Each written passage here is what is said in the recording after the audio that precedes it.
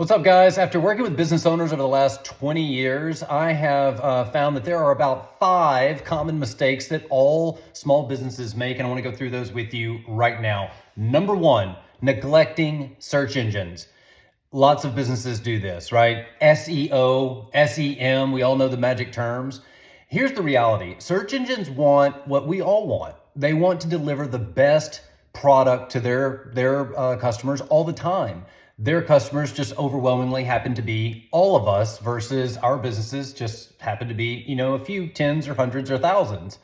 So what does that mean? It means that Google has a huge playbook, and in order to play, you have to learn the rules, right? Rich media, uploading content on a regular basis, updating all things Google My Business, making sure that you are optimizing all the content that you have on your site while probably understanding that it's still not good enough to maintain share or to be competitive in your market. So make sure to stop neglecting the search engines and to understand, number 1, where you stand in the world of search engines right now, a current audit of your current website or websites, and getting a real strong short and long-term strategy together. A big deal when it comes to search, in my experience, has been bad expectations. People want to throw a lot of money at pay-per-click and think it's going to make the phone ring tomorrow. And what I like to say is, you can spend all the money. I can lead a bunch of traffic to your website today. Just give me your credit card.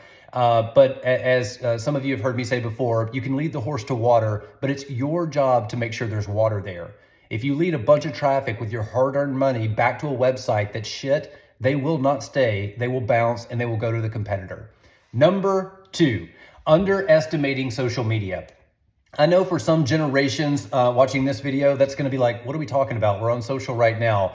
The overwhelming majority of businesses that are up for grabs and up for being acquired right now are in this kind of bucket of baby boomers that are retiring. Some numbers are up to 10, 15,000 people every single day are retiring from the baby boomer generation. So kind of wrap your head around that for a second, but also understand that social media moves at a different pace today than it did just a few years ago. We used to wait a few years for generational gaps to move in. All apps start very young, and then the parents kind of get on board and the young people go off into another app. And so you might paint a broad brush and say, well, Facebook is old, Instagram is in the middle, TikTok is for a younger group. I call bullshit on all that and say that you really need to get really intentional about overestimating the amount of attention that you really need to be putting on your social media channels. It's extremely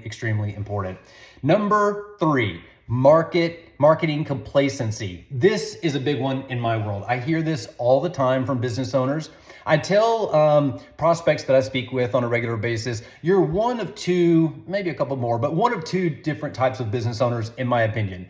You either acquired a company, you have a lot of money, and so you go around and you buy companies, and it's part of a portfolio game to you, and you're a great leader, and you have great culture, and all those things are great, and you're a great business person, but that is a certain minded individual. The next business owner started from the ground up. They might have inherited the company from mom or dad or someone else in the family. It's multi-generational situation. Or they're like me. They started it with an idea and just created a company, and here they are. The truth is, when it comes to marketing complacency, the behavioral styles of those 2 owners are completely different. So make sure that you know who you are. Are you really trying to scale your business? Or are you a lifestyle business? And both are respectful and both perfectly fine, but just set expectations and know where your business is today. Set it and forget it. Same as it's always been. We've always done it this way. That's marketing complacency. I ask every single prospect that I speak with, every single one, the exact same question. Tell me the 1 or 2 things that you've done consistently for the last 2 years. And outside of maybe email marketing, there's almost never an answer. Consistency is key.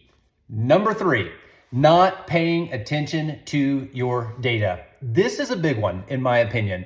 We all have different systems. You might have a CRM, you might have a financial system, a Quickbooks, a Salesforce, email marketing. You've got customer data in another and another software in your company. Literally, there's hundreds and across different industries.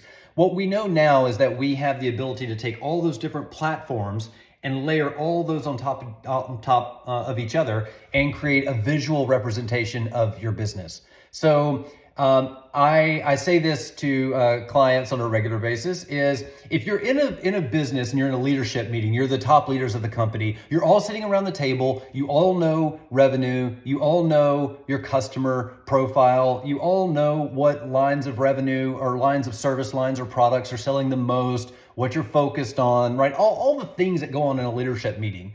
What I challenge small businesses to do is to take that next kind of step up of what a larger, mid-sized to larger size company is doing, which is visualizing the data. Now, go back a couple of minutes when I was talking about those two different business owners. The business owner that is out acquiring companies is really moving the levers of it's not their sole proprietor business that they started from the ground up. Again, they're great leaders, but they are more for acquisition. And if that company isn't doing what they wanted to do, they'll just put an exit strategy together and get out and go do the next thing. That's a certain behavioral style as compared to the other business owner that started it from the ground up. When it comes to paying attention to your data, understand that you have the ability as a small business owner to do what the big guys are doing right now and big women are doing right now, which is understanding more about their data, taking these different systems and layering them on top of each other. So aside from,